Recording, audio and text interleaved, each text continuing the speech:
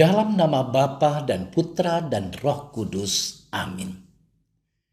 Ya Tuhan Yesus Kristus, bukalah telinga dan mata hati kami, agar kami dapat mendengar dan memahami perkataanmu dan melakukan kehendak-Mu.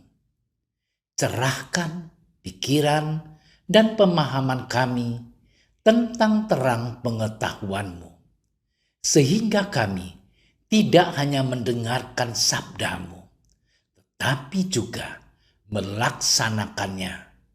Dan semoga semuanya bisa menjadi jalan untuk pertobatan, pencerahan, dan pengudusan bagi kami, serta untuk keselamatan jiwa kami. Amin. Pada suatu hari, Yesus naik ke atas bukit. Ia memanggil orang-orang yang dikehendakinya, dan mereka pun datang kepadanya. Ia menetapkan 12 orang untuk menyertai dia dan untuk diutusnya memberitakan Injil, dan diberinya kuasa untuk mengusir setan. Ke-12 orang yang ditetapkannya itu ialah Simon yang diberinya nama Petrus, Yakobus anak Zebedeus, dan Yohanes saudara Yakobus. Yang keduanya diberinya nama Boanerges, yang berarti anak-anak guru. Selanjutnya Andreas, Filipus, Bartolomeus, Matius, Thomas, Yakobus anak Alfeus, Tadeus, Simon orang Zelot, dan Yudas Iskariot yang mengkhianati dia. Demikianlah sabda Tuhan.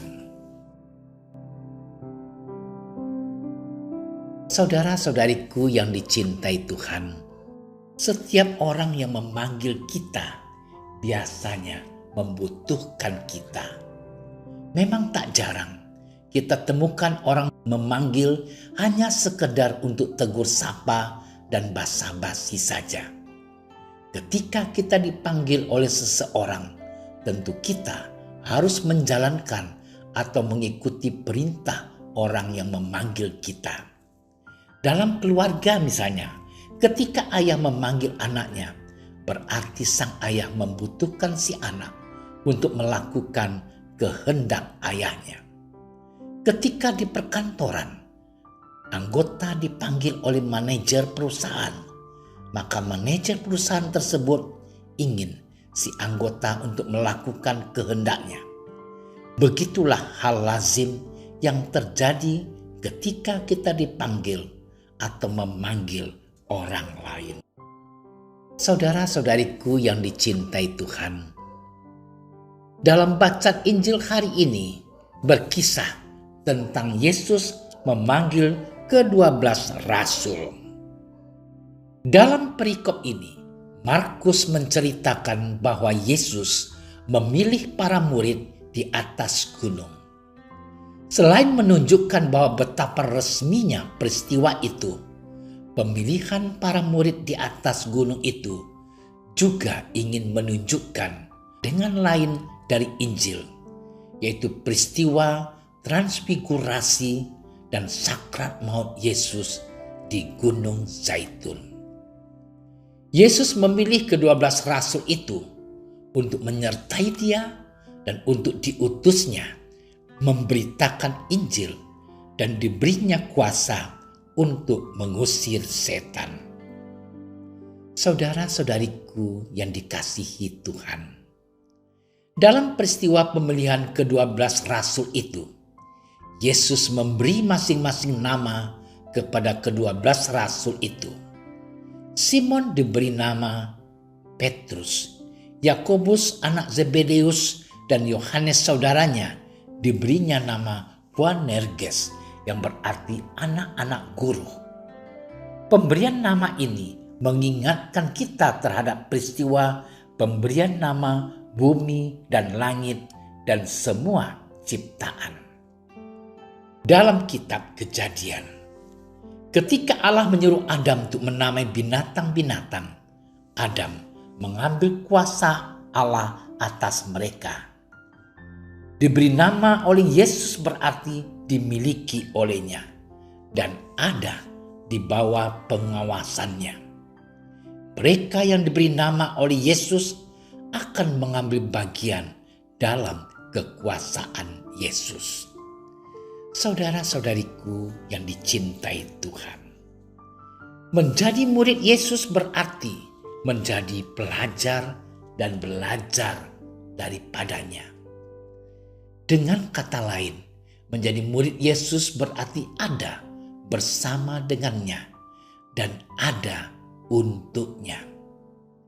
Yesus memanggil ke-12 rasul berarti Yesus ingin mereka melakukan kehendaknya, yaitu untuk mewartakan kerajaan Allah bagi semua orang. Dalam melakukan kehendaknya, para murid tentu akan mengalami kesukaran-kesukaran dan penolakan-penolakan. Akan tetapi, Yesus akan selalu ada bersama mereka. Sebagai orang Kristiani, kita pun telah dipanggil oleh Yesus untuk ikut serta dalam pewartaan tentang kerajaan Allah. Setiap kita dengan aneka ragam profesi diajak untuk melakukan pewartaan kerajaan Allah dengan cara kita masing-masing melalui profesi dan panggilan hidup kita saat ini. Setiap perbuatan baik yang mencerminkan kasih adalah bentuk pewartaan kerajaan Allah. Maka saudara-saudariku yang terkasih, marilah kita menaburkan kasih kepada sesama agar kerajaan Allah semakin dialami oleh banyak orang. Selamat bermenung. Tuhan memberkati kita. Allah yang Maha Kasih, bantulah kami untuk setia menaburkan kasih kepada sesama kami melalui profesi dan panggilan hidup kami masing-masing. Dengan pengantaraan Yesus Kristus, Tuhan dan Juru Selamat kami. Amin. Kami berdiri di hadapan-Mu, ya Roh Kudus, pada saat kami berkumpul di dalam nama-Mu, bersama-Mu sendiri yang membimbing kami, membuat diri-Mu nyaman berdiam di hati kami. Ajarilah kami jalan yang harus kami tempuh dan bagaimana kami harus mengikuti jalan itu. Kami lemah dan berdosa. Jangan biarkan kami mendukung kekacauan. Jangan biarkan kebodohan menuntun kami ke jalan yang salah. Jangan pula keberpihakan mempengaruhi tindakan-tindakan kami. Kiranya kami menemukan di dalam Engkau kesatuan kami, agar kami boleh berjalan bersama menuju kehidupan abadi dan tidak menyimpang dari jalan kebenaran dan apa yang benar. Semua ini kami mohon kepadamu yang berkarya di setiap tempat dan waktu dalam persekutuan dengan Bapa dan Putra untuk selama-lamanya. Amin. Bapa kami yang ada di surga, dimuliakanlah nama-Mu. Datanglah kerajaan-Mu. jadilah kehendak-Mu di atas bumi seperti di dalam surga. Berilah kami rezeki pada hari ini, dan ampunilah kesalahan kami, seperti kami pun mengampuni yang bersalah kepada kami. Dan janganlah masukkan kami ke dalam percobaan, tetapi bebaskanlah kami dari yang jahat. Amin. Salam Maria, penuh rahmat, Tuhan sertamu. Terpujilah engkau di antara wanita, dan terpujilah buah tubuhmu Yesus. Santa Maria, Bunda Allah, doakanlah kami yang berdosa ini, sekarang dan waktu kami mati. Amin.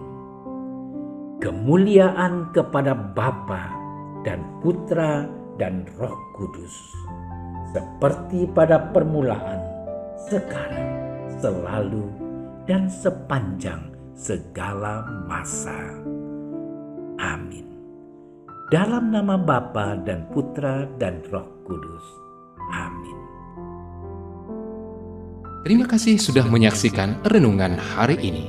Jangan lupa like, subscribe, dan aktifkan tombol loncengnya agar Anda yang pertama mendapatkan notifikasi updatean renungan harian dari Komsos Keuskupan Padang.